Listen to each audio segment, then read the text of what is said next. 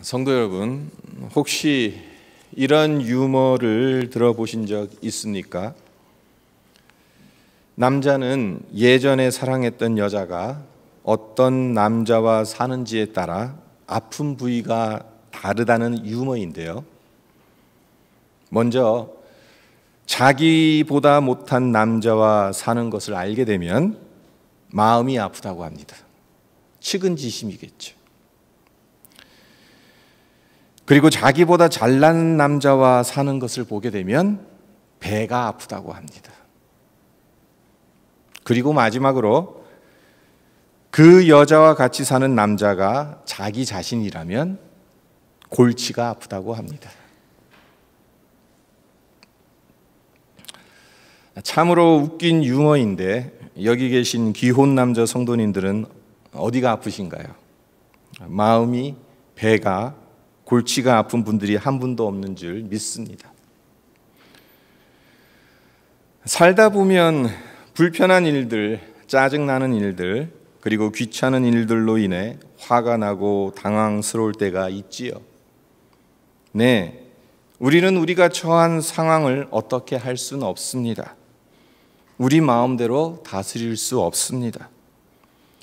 하지만 중요한 것은 그 상황에 어떻게 반응할 것인지 우리의 마음은 다스릴 수 있다는 겁니다. 사실 우리의 삶을 살펴보면 우리에게 일어나는 일의 지극히 적은 부분만이 정말 어떻게 할 수 없는 것이고 나머지는 우리가 어떻게 반응하느냐에 따라 달라질 수 있다는 것을 발견하게 되지 않습니까? 문제는 오늘날 너무나도 많은 사람들이 잘못된 마음가짐을 가지고 살아간다는 것입니다. 내가 모든 상황을 다스릴 수 없으면 불행하다고 생각하고 모든 일이 내 마음대로 진행되지 않으면 행복할 수 없다고 생각하는 것이 문제입니다. 그러나 성도 여러분, 오늘이 좋은 날이 되기 위해서 꼭 내가 원하는 대로 될 필요는 없습니다. 내가 행복하기 위해서 내 계획대로 될 필요도 없습니다. 내가 즐겁기 위해서 모든 사람이 내게 잘 해줘야 할 필요 또한 없습니다. 그 대신 우리가 어떤 마음을 먹느냐가 중요한 것입니다. 내게 무슨 일이 일어나든지 나는 주님의 평안 가운데 거할 것이다. 어느 누구도 내 기쁨을 빼앗아갈 수 없고 어떤 환경도 내 평안을 빼앗아갈 수 없다. 이런 마음을 먹으면 웬만한 상황은 극복할 수 있습니다. 혹시 화가 나고 불평할 수밖에 없는 상황에 놓여 있다면 여러분 이렇게 생각해 보시기 바랍니다. 과연 이것이 내 힘을 뺄 만한 가치가 있는가? 이 일이 내 기쁨을 빼앗길 만한 가치가 있는가? 환경과 상황이 우리를 다스리도록 그냥 내버려 둔다면 내 마음의 기쁨과 평안을 누릴 수 없게 될 것이고 낙심할 이유가 계속해서 생기게 될 것입니다. 요한복음 14장 27절을 보면 예수님께서 주시는 평안에 대해 이렇게 말씀하셨습니다. 평안을 너희에게 끼치노니 곧 나의 평안을 너희에게 주노라. 내가 너희에게 주는 것은 세상이 주는 것과 같지 아니하니라. 너희는 마음에 근심하지도 말고 두려워하지도 말라. 예수님께서 하신 이 말씀 안에서 우리가 발견할 수 있는 것이 무엇입니까? 근심하고 두려워하는 건 내가 선택해야 할 영역이라는 거예요. 주님을 믿는 믿음 안에서 평안을 선택하든지 세상 안에서 근심과 불안을 선택하든지 결국 환경의 문제가 아니라 어떤 마음을 먹느냐 선택의 문제라는 것입니다. 주님은 우리의 환경을 완벽하게 만들어서 너희를 평안하게 해주겠다라고 말씀하시지 않았습니다. 그 대신 우리를 화나게 하는 일들이 있고 우리를 당혹스럽게 만드는 일이 있더라도 주님 주시는 평안을 간직한다면 얼마든지 평안할 수 있다고 말씀하셨습니다. 그렇습니다. 현실적으로 대부분의 일들이 내가 계획하고 생각한 대로 되어지지 않습니다. 아무리 간절히 기도해도 환경이 변하는 경우는 매우 드뭅니다. 우리 마음이 변하는 것이 훨씬 쉽고, 그리고 그것이 하나님이 원하시는 것입니다. 그렇기 때문에 환경 탓, 사람 탓하지 말고 그 어떤 것도 주님 주시는 평안을 빼앗아 갈 수 없다는 마음의 다짐이 우리 모두에게 있기를 바랍니다. 오늘 함께 읽은 본문 말씀인 민수기 12장을 통해 살펴보고자 하는 부분도 이 점이라고 할 수 있는데요. 모세에게 어떤 일이 일어났습니까? 그가 구스 여자를 취한 것으로 인해 미리암과 아론이 모세를 비방합니다. 왜 비방했습니까? 그 이유가 무엇이었습니까? 구스 여인이라 함은 이스라엘 여인이 아닙니다. 이방 여인입니다. 이방 여인을 아내로 맞으려고 했기 때문에 미리암과 아론이 모세를 비방한 겁니다. 그리고 모세를 비방하는데 어느 정도로까지 비방하느냐 하면, 여호와께서 모세와만 말씀하셨느냐, 우리와는 말씀하지 아니하셨느냐, 이 정도로까지 비방했습니다. 모세의 영적 권위를 정면으로 무시할 정도로 비방하고 있는 겁니다. 그런데 오늘 본문 말씀을 자세히 읽어보면 이해가 안 가는 부분이 있습니다. 구스 여인을 취한 것 때문에 미리암과 아론이 여호와께서 모세와만 말씀하셨느냐, 우리와도 말씀하지 아니하셨느냐라고 모세를 강하게 비난한 것을 하나님께서 들으셨다고 1절과 2절에서 말하다가 갑자기 뜬금없이 3절에서 이 사람 모세는 온유함이 지면의 모든 사람보다 더하더라 라고 모세에 대한 평가를 하고 있어요. 성도 여러분, 이것이 이해가 되십니까? 모세가 구스 여인을 취한 것하고 그것을 미리암과 아론이 비방한 것하고 모세가 세상의 모든 사람들보다 온유하다는 것이 무슨 관계가 있냐는 거예요. 왜 갑자기 뜬금없이 비방하는 그 가운데, 비방하는 소리를 듣는 가운데 모세는 지면의 모든 사람들보다 온유함이 승하더라라고 이야기를 하고 있냐는 겁니다. 우리 생각엔 모세가 비난받을 원인을 제공했으니 하나님으로부터 책망받는 것이 맞지, 모세를 세상에서 가장 온유한 자라고 말하는 것은 맞지 않는 것처럼 보여요. 생각되어집니다. 하지만 온유가 무엇을 의미하는지 이해한다면 전혀 틀린 말이 아니라는 것을 발견하게 돼요. 온유가 무엇입니까? 우리는 온유한 사람을 연약하고 부끄러움을 잘 타고 내성적이고 소심한 사람으로 생각하기 쉽지만 그렇지 않습니다. 이 범주 안에, 이 범주대로, 이 정의대로 하자면 제가 온유한 사람이에요. 몇 년 전 온유에 대한 설교를 드린 적이 있는데, 성경에서 정의하는 온유는 야생마가 길들여진 상태를 말한다고 말씀드렸어요. 온유는 길들여진 야생마와 같습니다. 야생마, 길들여지기 전까진 야생에서 지냈으니까 당연히 강하겠죠. 억셉니다. 빠릅니다. 그렇다면 길들인 후에는 어떻습니까? 온순해졌지만 그 힘이 어디로 갑니까? 어디로 가지 않습니다. 여전히 강합니다. 힘이 있습니다. 빠릅니다. 그렇다면 길들여지기 전과 후 어떤 차이가 있는 것입니까? 자기가 지니고 있는 힘과 능력을 통제할 줄 안다는 것입니다. 길들여지기 전에는 야생마들 자기 멋대로 자기 힘을 씁니다. 하지만 길들여진 후에는 주인을 위해 그 힘을 통제하고 사용합니다. 주인이 빨리 가자고 하면 빨리 가고 천천히 가자고 하면 천천히 가고 저기로 가자고 하면 저기로 가고 여기에서 멈추자고 하면 멈출 줄 압니다. 이것이 온유인 거예요. 자, 그러면 본문 말씀의 맥락이 이해가 되지요? 본문에선 미리암과 아론의 비방에 대해 모세가 어떻게 반응했는지 아무런 언급이 없습니다만 충분히 추측할 수 있잖아요.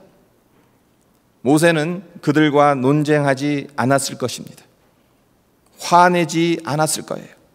뒤에서 그들을 욕하지도 않았을 것입니다. 그저 잠자코 있었을 것입니다. 그런데 그렇게 한 것이 모세에게 힘이 없어서입니까? 아니면 자기가 잘못한 것을 알았기 때문에 그렇게 한 것입니까? 아니지요. 모세에겐 얼마든지 그들을 입 다물게 할 수 있고 벌을 줄 수 있는 권세가 있습니다. 하지만 모세는 그렇게 하지 않았습니다. 자신의 말과 마음과 행동을 통제했습니다. 고삐를 쥐고 있는 하나님께 그의 모든 것을 맡겼습니다. 모세의 이러한 모습, 하나님께 길들여지기 전 40년 전과는 너무나도 다른 모습이지 않습니까? 출애굽기 2장 11절로 12절을 제가 읽어드리도록 하겠습니다. 모세가 장성한 후에 한 번은 자기 형제들에게 나가서 그들이 고되게 노동하는 것을 보더니 어떤 애굽 사람이 한 히브리 사람 곧 자기 형제를 치는 것을 본지라. 좌우를 살펴 사람이 없음을 보고 그 애굽 사람을 쳐 죽여 모래 속에 감추니라. 모세가 애굽 왕궁의 왕자로 있을 때 일어났던 사건인데 이때 모세의 나이 40세였습니다. 혈기왕성했어요. 불의를 보면 참지 못했습니다. 자기 동족을 사랑하는 마음도 있었고 힘과 권세도 있었습니다. 하지만 그 마음과 힘이 통제되었습니까? 누구를 위해 이 힘을 사용했습니까? 불같은 성격을 통제하지 못해서 동족을 괴롭히는 애굽 사람을 몰래 쳐 죽였습니다. 남들이 아무도 보는 사람이 없을 거라고 생각을 했어요. 자기 자신을 위해서 힘을 사용했어요. 그랬던 그가 하나님에 의해 길들여진 지금 미리암과 아론의 거센 비방에 아무런 대꾸를 하지 않습니다. 그저 잠잠히 있습니다. 힘이 없어서가 아니라 하나님께 통제권을 넘겼기 때문입니다. 하나님은 모세의 이런 모습을 귀하게 보셨습니다. 그래서 이 사람 모세는 온유함이 지면의 모든 사람보다 더하더라라고 모든 사람들 앞에서 인정해 주셨던 것입니다. 그리고 가장 앞장서서 모세를 향해 비난의 목소리를 높였던 모세의 친누나 미리암에게 징계를 내리셔서 문둥병이 걸리게 하셨던 겁니다. 결국 모세가 반응 안 하고 잠잠히 있으니까 하나님께서 열받아서 알아서 처리하셨다. 그렇게 말할 수 있는 거예요. 온유한 자에게는 하나님께서 다스리시는 사람이기 때문에 그 사람을 해코지하면 하나님께서 가만히 지켜만 보고 계시지 않습니다. 주님께서 행동에 옮기십니다. 이 사실을 깨닫는다면 우리를 향한 비난과 비판에 일일이 반응하고 화를 내고 스트레스 받고 또 사람들에게 자신을 증명해 보이려고 애를 쓸 필요가 없다는 것을 발견하게 됩니다. 대신 하나님께서 알아서 처리하시도록 맡길 수 있게 될 것입니다. 종교개혁자 칼빈을 모르는 분들 아마도 없을 것입니다. 그런데 종교개혁사를 공부해 보신 분들이라면 칼빈에 대해서 그리 좋은 인상을 받지 못할 수도 있을 것입니다. 왜 그런가 하면요, 칼빈 이분이 굉장히 과격한 방법으로 종교개혁을 단행했어요. 종교의 이름으로 수많은 사람들을 죽였기 때문에 칼빈을 악마라고까지 말하는 사람도 있습니다. 하지만 이런 칼빈을 두고 가장 온유한 선지자 칼빈이란 책도 있기도 해요. 참으로 의아스럽죠. 종교 때문에 많은 사람들을 죽인 칼빈을 온유하다라고 말하니까 참 의아스럽습니다. 하지만 그 책의 내용을 들여다보면 수긍이 갑니다. 칼빈은 완벽주의자이면서 강직한 사람이었습니다. 그의 마음에는 제네바가 하나님 나라와 같은 거룩한 성을 만들고 싶은 열정으로 가득 넘쳤습니다. 도덕적으로나 종교적으로나 완벽한 도시를 만들려고 애썼습니다. 술과 담배와 창녀가 없는, 거짓과 불의를 용납하지 않는 그런 사회를 만들려고 무진장 노력했습니다. 그러다 보니 많은 사람들을 감옥에 수감시켜야 했고 심지어 처형하기까지 했습니다. 하지만 제네바를 거룩한 도시로 만들어 가고자 했던 칼빈의 이런 방식이 도가 지나치다 보니까 제네바 시민들이 그의 정책을 반대하게 됩니다. 그리고 의회의 결의로 칼빈은 제네바에서 추방되게 됩니다. 칼빈은 아무 말 없이 다른 도시로 떠나요. 그리고 목회하는 친구 집에 얹혀 살면서 책이나 쓰면서 여생을 보내려고 했습니다. 하지만 칼빈이 추방된 지 3년이 지난 후 제네바가 어떻게 됐는가? 한마디로 엉망이 됐어요. 정신 차릴 수 없을 정도로 사람들이 타락했습니다. 그래서 의회가 이런저런 논의 끝에 결의합니다. 칼빈 선생이 유일한 대안이다. 다시 모셔오자. 의회 대표단이 칼빈을 찾아가자 칼빈은 곧장 그들의 요청을 수락합니다.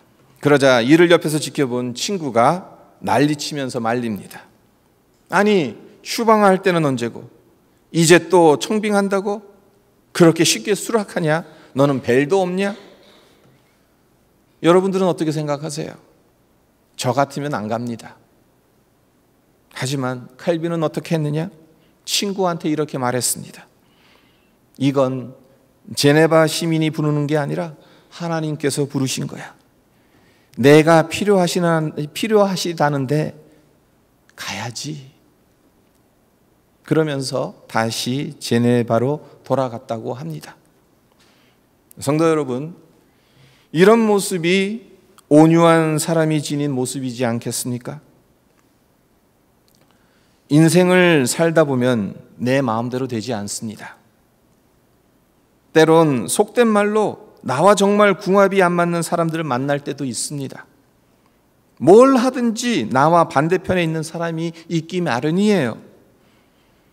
MBTI 성격 유형 검사를 해봐도 서로 안 맞는 유형이 있습니다.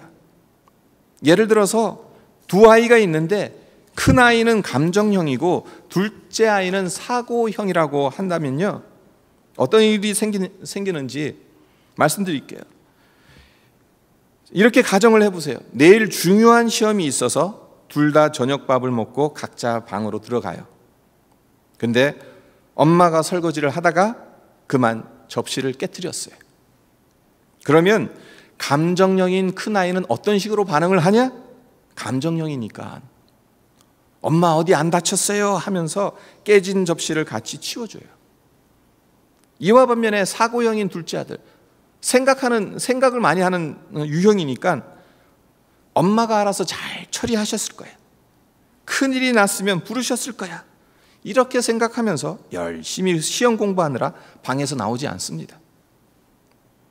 이때 만약 엄마가 감정형의 성향을 가진 사람이라면 어떤 반응이 나오냐 하면요, 큰아이는 배려심이 넉넉하다고 칭찬합니다. 자기와 같은 감정형이니까. 하지만 둘째 아이는 자기와 다른 사고형이다 보니까 저 인간은 왜 이렇게 차갑냐? 어떻게 저렇게 냉정하냐? 엄마가 다친 거 생각도 안 하고 다쳤을지도 모르는데 나아보지도 않냐? 이렇게 비난할 가능성이 큽니다. 이와 반대로 엄마의 성향이 사고형이라면 그 반응이 완전히 반대가 돼요.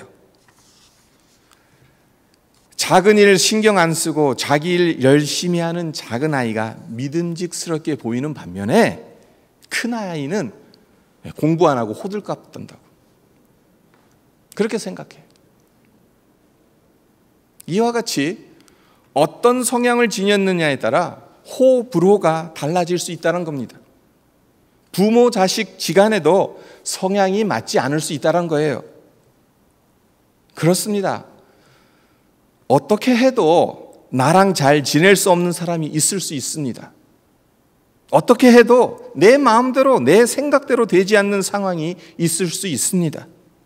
그런데 그런 사람을 만날 때마다, 그런 환경에 처할 때마다 스트레스 받고 기분 상해야 하겠습니까?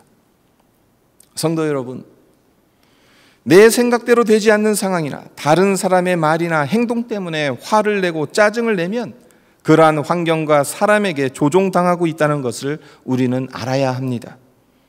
그 일이 나를 미치게 합니다. 그 사람이 날 화나게 합니다 라고 말한다면 지금 쓸데없는 데 힘을 빼앗기고 있다는 증거라는 것을 알아야 합니다. 온유한 사람은 환경과 사람의 지배를 받지 않습니다. 다른 사람들이 무슨 말을 하더라도 그것 때문에 기분 상하지 않습니다. 우리에게 중요한 것은 우리의 마음이 하나님의 다스림으로 통제받고 있냐는 겁니다. 주님의 평안이 우리의 안에, 우리 마음 안에 있냐는 거예요. 오늘날 분노 조절 능력을 상실한 사람들이 점점 많아지는 추세인 것 같습니다. 스트레스 받을 일이 많아서 그런지 몰라도 별거 아닌 일에 쉽게 화를 내고 짜증냅니다. 사소한 일에 목숨을 걸고 싸우며 그 결과 마음의 평안과 기쁨을 빼앗깁니다. 이것이 이 시대의 현주소입니다. 이런 시대에 우리가 살고 있기 때문에 우리 역시 스트레스 받고 화낼 일들이 많을 수밖에 없습니다. 하지만 우리는 세상이 주는 것과 같지 않은 주님의 평안을 약속받은 자들이지 않습니까? 주님의 온유와 겸손을 배워야 하는 자들이지 않습니까? 환경을 탓하지 맙시다. 사람을 탓하지 맙시다. 대신 우리의 마음을 말씀으로 다스리십시다. 성령께서 다스리시도록 우리의 마음을 내어드립시다. 그래서 온유한 자로 빚어져가는 소망을 품으시기를 바랍니다. 자신의 영적 권위를 송두리째 무시하는 누나와 형 앞에서 힘이 없어서가 아니라 하나님께 길들여져서 자신의 힘을 통제하였던 모세의 온유함이 마음의 평안을 누리기 점점 힘들어지는 세상 속에서 살아가야 하는 우리 모두에게 있기를, 그리고 그로 인해서 기쁨과 평안이 넘치는 삶이 되기를 주님의 이름으로 축원드립니다. 네, 오늘 말씀 잠깐 묵상하면서 기도하도록 하겠습니다. 민수기 12장 1절로 3절까지 말씀, 보통 우리가 이 말씀 미리암이 벌을 받는 것에 초점을 두고 읽습니다.